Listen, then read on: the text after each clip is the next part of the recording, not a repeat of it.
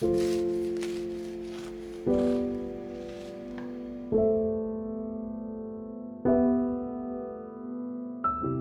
à tous, c'est Mayo. J'espère que vous allez bien.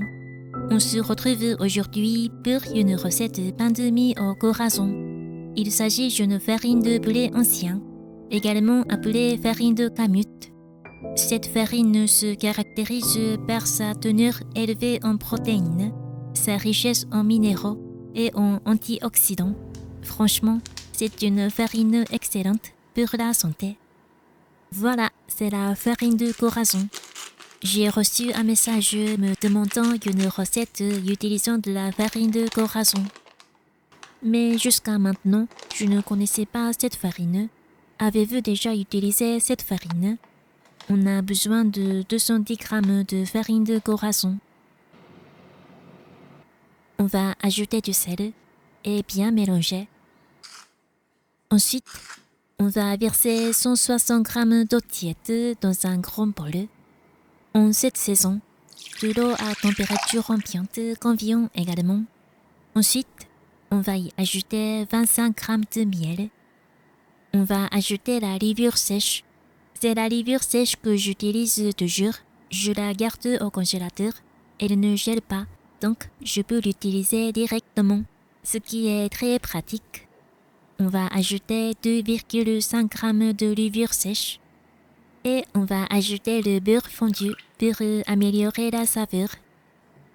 Ensuite, on va ajouter le mélange de blé corazon et de sel. On mélange bien avec une spatule jusqu'à ce qu'il n'y ait plus de traces de farine. En fait, j'ai trouvé un article qui expliquait que la farine de corazon provoque rarement des réactions allergiques.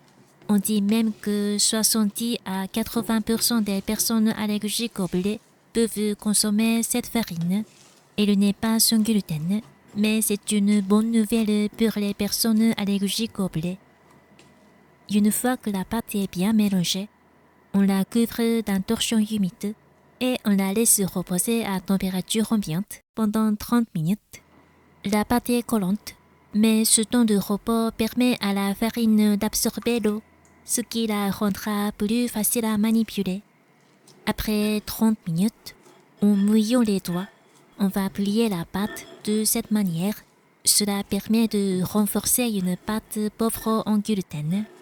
Si votre pâte est plus collante que la mienne à ce stade, vous pouvez ajouter un peu de farine. Ensuite, on frappe la pâte contre le bol afin que la surface devienne lisse et homogène. C'est un point très important, car cette face deviendra la surface du pain. On la couvre avec un torchon humide et on la laisse reposer à température ambiante pendant encore 30 minutes. Pendant ce temps, on va préparer le moule. J'utilise un moule à cake mat fer de 18 cm. On va graisser l'intérieur du moule. Comme il arrive parfois que la pâte colle au moule et soit difficile à démouler, on va tapisser également le moule de papier cuisson. Il n'est pas nécessaire que le papier recouvre parfaitement tout l'intérieur du moule. Après 30 minutes, on va mettre la pâte dans le moule. Comme elle est un peu collante, on va saupoudrer un peu de farine sur la surface. Aujourd'hui, je vais vous présenter une méthode de façonnage très simple. Vous n'aurez même pas besoin de plan de travail. D'abord, utilisez une spatule pour détacher la pâte du bol, comme ceci. Ensuite, mouillez les doigts avec de l'eau pour éviter que la pâte ne colle. Prenez la pâte avec les mains et repliez vers l'intérieur la partie qui pond. Faites de même en soulevant la pâte de l'autre côté avec les mains. Et repliez encore la partie qui pond vers l'intérieur. Cela permet de tendre la surface de la pâte et de lui permettre de bien gonfler. C'est très simple. On met ensuite la pâte dans le moule. Comme cette pâte contient peu de gluten, elle est très souple. C'est pourquoi cette méthode de façonnage est pratique et facile. Ce pain est très facile à préparer sans pétrissage ni façonnage. Pourtant, il est délicieux et très nutritif et je le recommande à tout le monde. On va arranger la pâte avec une spatule mouillée. J'aime aussi saupoudrer un peu de farine sur la surface. Cela rendra l'aspect final plus appétissant. On appuie légèrement avec la main pour étaler la pâte uniformément dans tout le moule. On laisse lever à 30 degrés pendant environ 40 à 45 minutes. Pendant ce temps, préchauffez le four à 180 degrés. Placez un ramequin rempli d'eau dans le four pendant le préchauffage et la cuisson. Cela permettra d'obtenir un pain moelleux. Lorsque la pâte a gonflé jusqu'à ce niveau, la fermentation est terminée. Faites cuire au four à 180 degrés pendant environ 25 minutes. Regardez, ça a l'air délicieux. On va décoller seulement la partie sans papier à l'aide d'une spatule. De cette façon, le pain se démeule facilement. Cette fois-ci, j'ai mis 25 g de miel, mais si vous aimez le sucré, vous pouvez en mettre un peu plus. Ce pain se marie parfaitement avec le miel.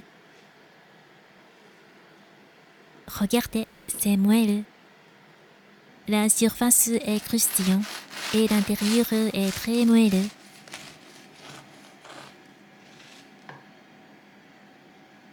Il dégage un parfum merveilleux et la couleur jaune caractéristique de la farine de corazon donne vraiment envie d'en manger.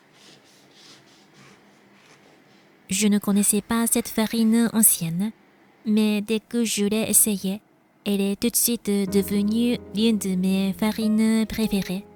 Elle a un très bon goût et parmi les farines anciennes, je la trouve facile à utiliser, donc n'hésitez pas à essayer cette recette.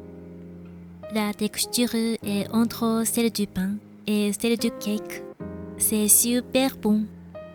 Le jour où vous avez fait cuire le pain, dégustez-le tel quel, sans le toaster, pour apprécier sa texture moelleuse. Regardez, c'est super moelleux. Le lendemain, coupez des tranches épaisses et faites-les griller. Puis ajoutez du beurre ou ce que vous aimez. Le contraste entre les parties croustillantes et moelleuses. Et surtout, la saveur de la farine de corazon est absolument délicieuse. Bon appétit à tous!